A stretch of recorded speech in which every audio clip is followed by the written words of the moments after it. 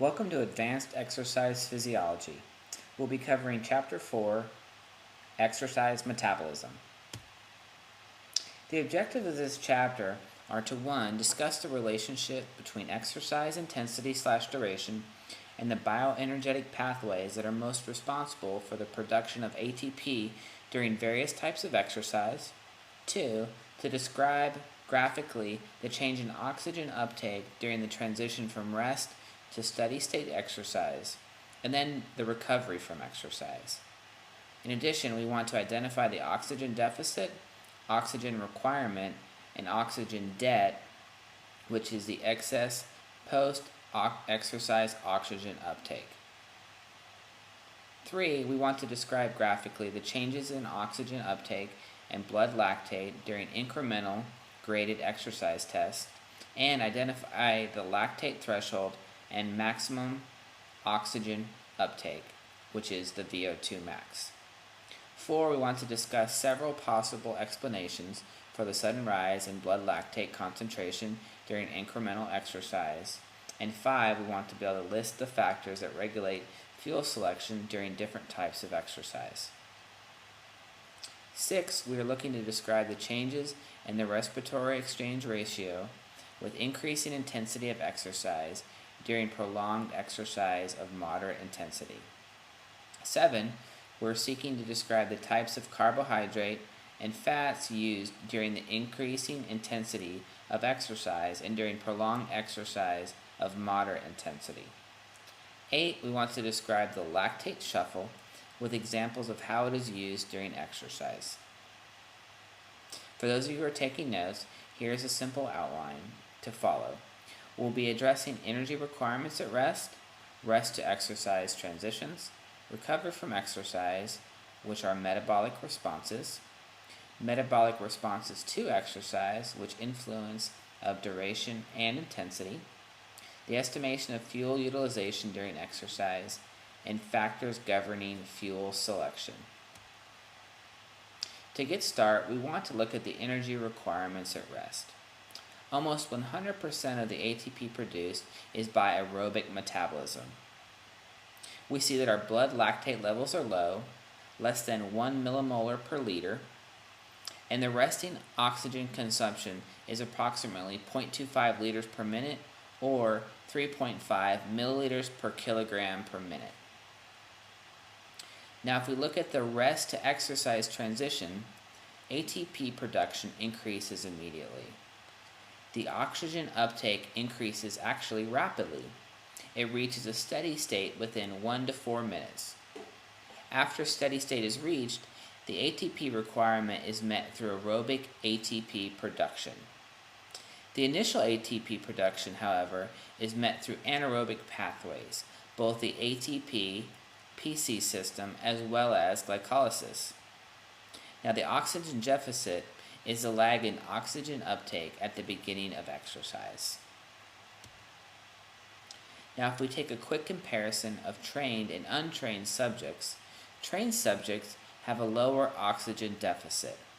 They are better developed in their aerobic bioenergetic capacity, and this is due to cardiovascular or muscular adaptations. This results in less production of lactate and hydrogen protons.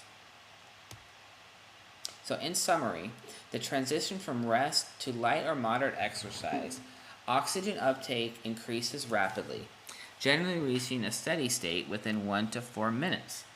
The term oxygen deficit applies to the lag in oxygen uptake at the beginning of exercise. The failure of oxygen uptake to increase instantly at the beginning of exercise suggests that the anaerobic pathways contribute to the overall production of ATP early in exercise. After a steady state is reached, the body's ATP requirements is met via aerobic metabolism. Moving on, we want to look at the recovery from exercise. The oxygen uptake remains elevated above rest well into recovery. Oxygen debt, the term used by A.V. Hill, is a repayment for the O2 deficit at the onset of exercise. Another common term, EPOC, which stands for excess post-exercise oxygen consumption. The terminology reflects that only approximately 20% of the elevated O2 consumption used to repay the O2 deficit. Many scientists use these terms interchangeably. Now, if we look a little bit more closely at oxygen debt, it's broken into two portions. The first is the rapid portion of O2 debt, which involves the resynthesis of stored PC, as well as replenishing muscle and blood O2 stores. The slow portion of O2 debt deals with the elevated heart rate and breathing, which increases energy need, the elevated body temperature, which increases metabolic rate, the elevated epinephrine and norepinephrine, which again increases metabolic rate, and finally the conversion of lactic acid to glucose, gluconeogenesis.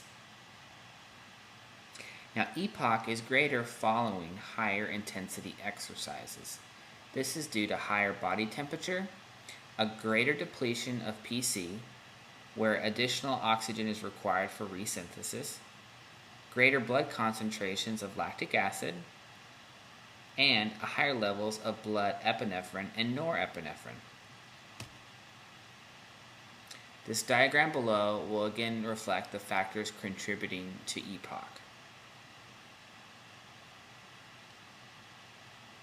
Now I want to take a look at the removal of lactic acid following exercise.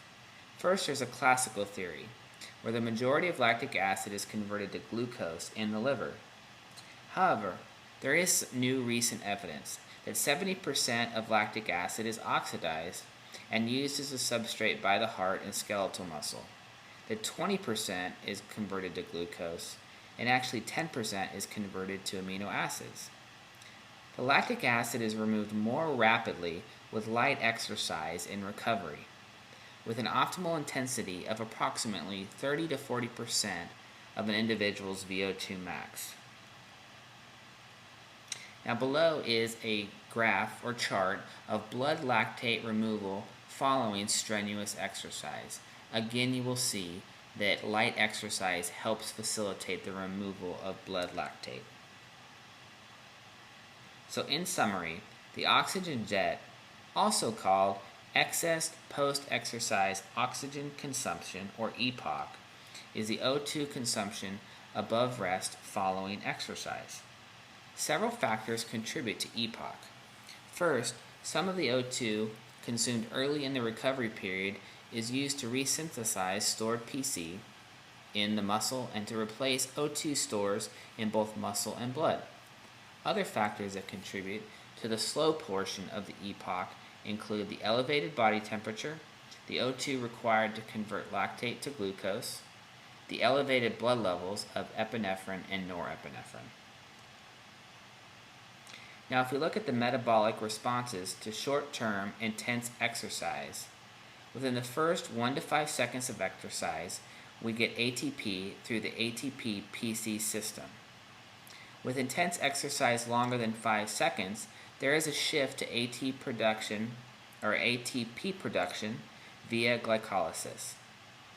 And now with events or exercise lasting longer than 45 seconds, we see ATP production through ATP, PC, glycolysis, and aerobic systems, where approximately 70% is anaerobic and 30% is aerobic at 60 seconds, and approximately 50% is aerobic and 50% is anaerobic at 2 minutes. So in summary, during high intensity short-term exercises, approximately 2 to 20 seconds, the muscle's ATP production is dominated by the ATP-PC system. Intense exercise lasting longer than 20 seconds relies on the anaerobic glycolysis to produce much of the needed ATP. Finally, high-intensity events that last longer than 45 seconds use a combination of the ATP-PT system, glycolysis, and the aerobic system to produce the needed ATP for muscular contraction, with approximately a 50-50 ratio of anaerobic to aerobic contribution needed for exercises lasting between 2 to 3 minutes. Now, if we look at the metabolic responses to prolonged exercise, we have prolonged exercises greater than 10 minutes, in which case the ATP production primarily is from aerobic metabolism. A steady state oxygen uptake can generally be maintained during submaximal exercise for these prolonged exercises. For the prolonged exercise in hot and humid environment or at high intensity, there is an upward drift in oxygen uptake over time. This is due to the body temperature and rising epinephrine and norepinephrine levels. So in summary, the energy to perform prolonged exercise, which are greater than 10 minutes, comes primarily from aerobic metabolism. And a steady state oxygen uptake can generally be maintained during this prolonged, moderate intensity exercise. However, if exercise in a hot and humid environment or exercise at a relatively high work rate results in an upward drift in oxygen consumption over time. Therefore, a steady state is not obtained in these types of exercises. Now, if we look at the metabolic responses to incremental exercise, oxygen uptake increases linearly until a maximal oxygen uptake, also called VO2 max, is reached, at which point there's no further increase in the VO2 with an increased work rate. VO2 max is called the physiological ceiling for delivery of O2 to the muscles. This can be affected by both genetics and training. The physiological factors that ultimately influence VO2 max include the maximum ability of the cardiovascular or cardiorespiratory system to deliver oxygen to the muscle and the ability of the muscles to use the oxygen and produce ATP aerobically. If you look at this chart, again you can see that the changes in oxygen uptake during incremental exercise plateau at a point of a VO2 max, where even with increased work rate, the VO2 max cannot increase anymore and it reaches its physiological ceiling. Now moving on to discuss lactate threshold. This is the point at which blood lactic acid rises systematically during incremental exercise. It appears that about 50 to 60% of the VO2 max in untrained subjects, and at higher work rates, approximately 65 to 80% of an individual's VO2 max in trained subjects. This can also be called the anaerobic threshold, and it occurs at the onset of blood lactate accumulation, which is approximately when blood lactate levels reach 4 millimolar per liter. Again, you can see the changes in blood lactate concentration during incremental exercise, where there's a dramatic increase approximately around 60% of a subject's VO2 max. Now, there are several explanations or factors that contribute to a lactate threshold. One is low muscle oxygen, also called hypoxia.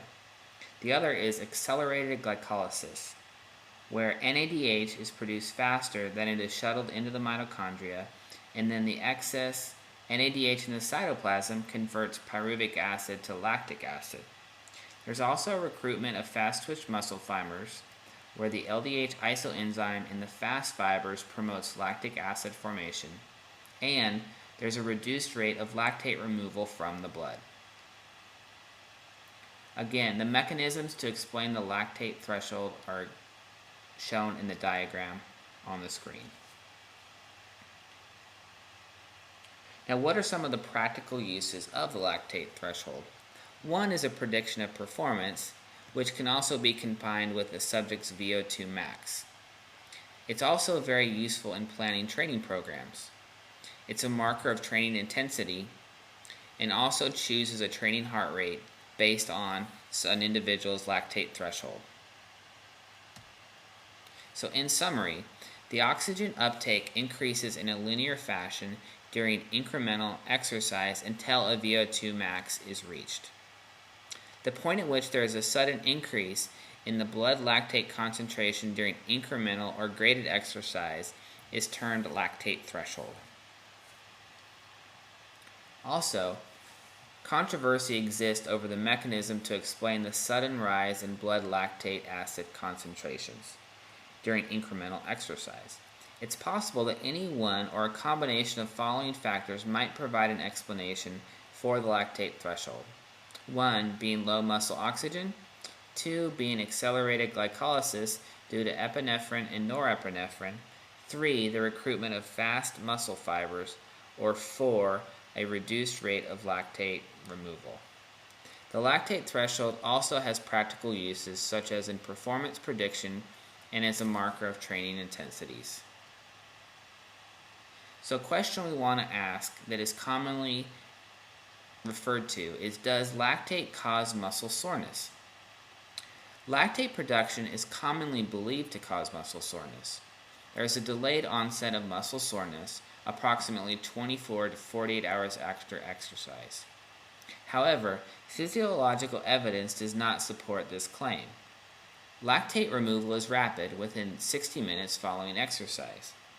Power athletes should experience delayed onset muscle soreness after every workout, where muscle soreness is rare following a routine workout. What does cause the muscle soreness then? Most muscle soreness is actually caused by microscopic injury to the muscle fibers leading to inflammation. Now moving on and looking at an estimation of fuel utilization during exercise, we want to look at the respiratory exchange ratio, which is called RER or simply R, which is the volume of carbon dioxide over the volume of oxygen. Now, the R for fat, or the respiratory exchange ratio for fat, would be equal to 0.7, where the R for carbohydrates, or glucose in this case, would be equal to 1.0. Now, this might not make a tremendous amount of sense until we look at the chart below, where if we look at the R in the left hand of the table and we see a 0.7 respiratory exchange ratio rate, we are utilizing 100% fat and 0% carbohydrates. Conversely, when you scroll down and you look at the R of 1.0, we're now using 0% fat and 100% carbohydrates. This is extremely important and useful when looking at training zones in relation to whether a person is burning fats and or carbohydrates. So in summary, the respiratory exchange ratio is the ratio of carbon dioxide produced to the oxygen consumed. In order for R to be used as an estimate of substrate utilization during exercise, the subject must have reached a steady state. This is important because only during steady state exercise are the VO2 and the VO reflective of metabolic exchanges of gases and tissues. The caloric equivalent for oxygen is approximately 4.7 kilocalories per liter when fat alone is used, and 5.0 kilocalories per liter when carbohydrate alone is used, about a 6% difference. Now if we look at exercise intensities for fuel selection, we see that at low intensities, exercise is approximately 30% of an individual's VO2 max, fats are the primary fuel. However, at high intensity exercises, greater than 70% of an individual's VO2 max, carbohydrates are the primary fuel. The crossover concept describes a shift from fat to carbohydrate metabolism as exercise intensity increases.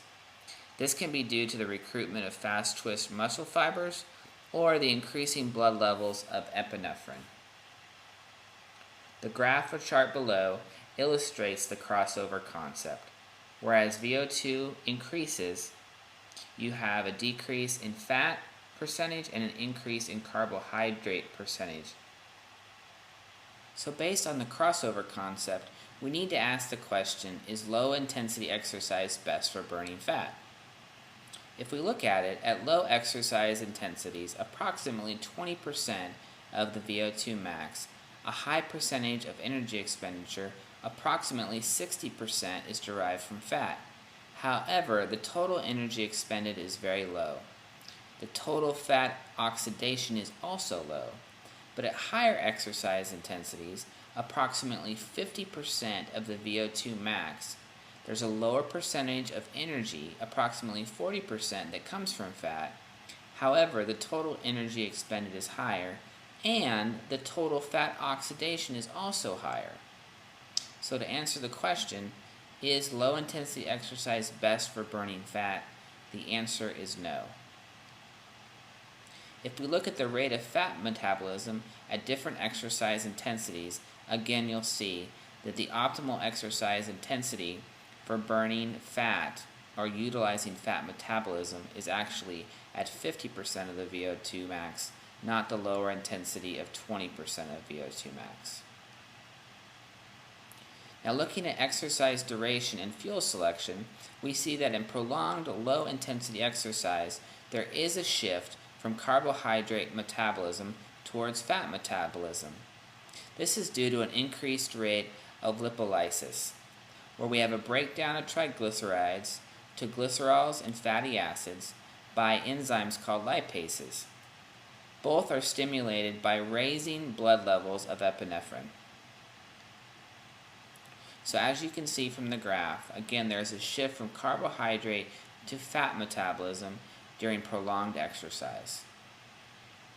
Now if we look at the interaction of fat and carbohydrate metabolism during exercise, we see that fat burns in the flame of carbohydrates, meaning we need to be using some carbohydrates in order to metabolize fat. Also, glycogen is depleted during prolonged high-intensity exercises. So we see a reduced rate of glycolysis and production of pyruvate, reduced Krebs cycle intermediates, and reduced fat oxidation. Ultimately, the fats are metabolized by the Krebs cycle. Now, on a practical note, we do see that carbohydrate feeding via sports drinks does improve endurance performance. During an endurance event, we see a depletion of muscle and blood carbohydrate stores, which contributes to fatigue. The ingestion of carbohydrates can improve the endurance performance. During submaximal, less than 70% VO2 max, long duration, greater than 90 minutes of exercise, we see that 30 to 60 grams of carbohydrates are required. So by the ingestion of carbohydrate feeding via the sports drinks, we can see an improving in the endurance performance. We may also see an improved performance in shorter, high-intensity events as well.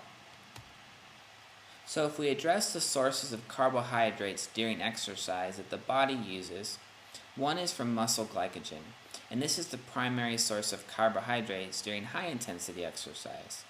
It supplies much of the carbohydrates in the first hour of exercise. There's also blood glucose, which comes from liver glycogenolysis. This is the primary source of carbohydrates during low-intensity exercise and is important during long-duration exercises, as much of the muscle glycogen levels decline. Now, if we transition and look at sources of fat during exercise, we have intramuscular triglycerides, the primary source of fat during a higher intensity exercise. We also have plasma FFA. This comes from adipose tissue lipolysis, where we have triglycerides giving us glycerol and fatty acids. The fatty acids are converted to acetyl-CoA and then enter the Krebs cycle. These are the primary source of fat during lower intensity exercise. It becomes more important as muscle triglyceride levels decline in long duration exercises. Again, we can see from the chart below the influence of exercise intensity on muscle fuel stores. We can also see the effect of exercise duration on the muscle fuel sources from the graph below.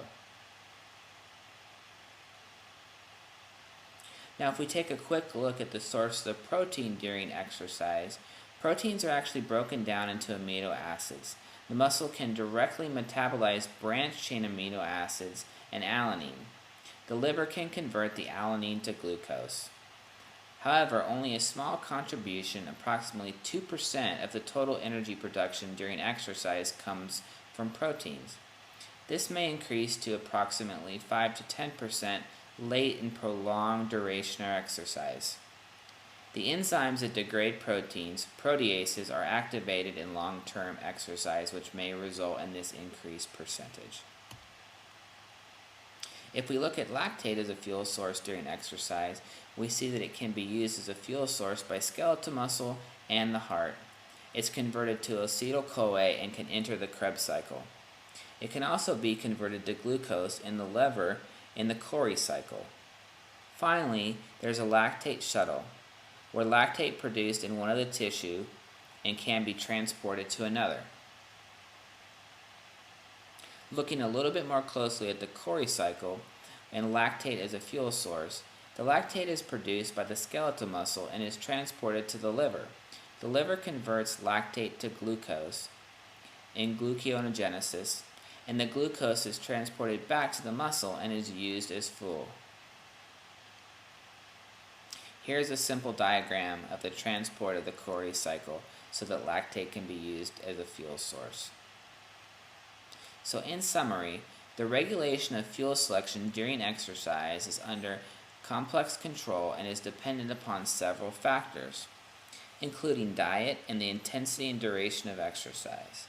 In general, carbohydrates are used as a major fuel source during high-intensity exercise.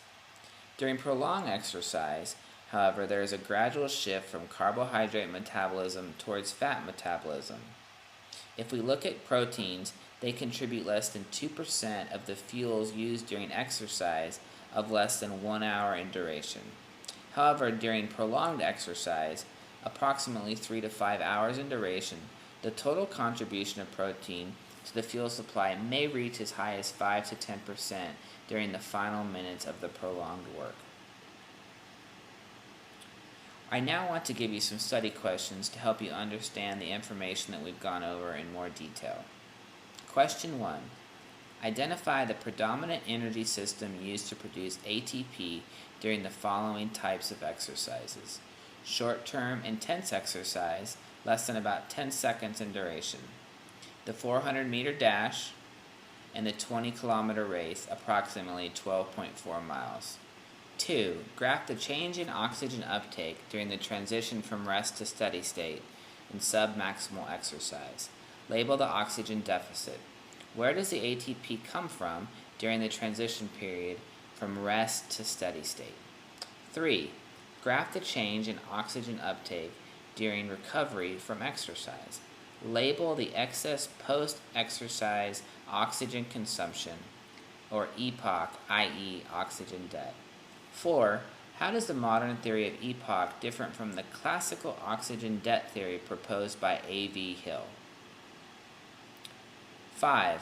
Graph the change in oxygen uptake and blood lactate concentration during incremental exercise. Label the point of the graph that might be considered the lactate threshold or lactate inflection point and VO2 max. 6.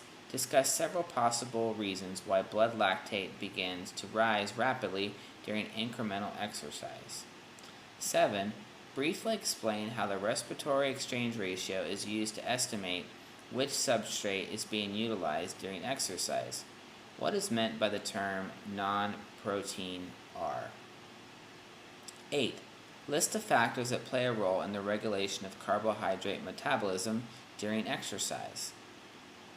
9. Discuss the importance of exercise intensity on muscle fuel selection. 10. How does the duration of exercise influence muscle fuel selection? 11. List those variables that regulate fat metabolism during exercise. And 12. What is the lactate shuffle and how is it demonstrated during exercise? This concludes Chapter 4 on exercise metabolism.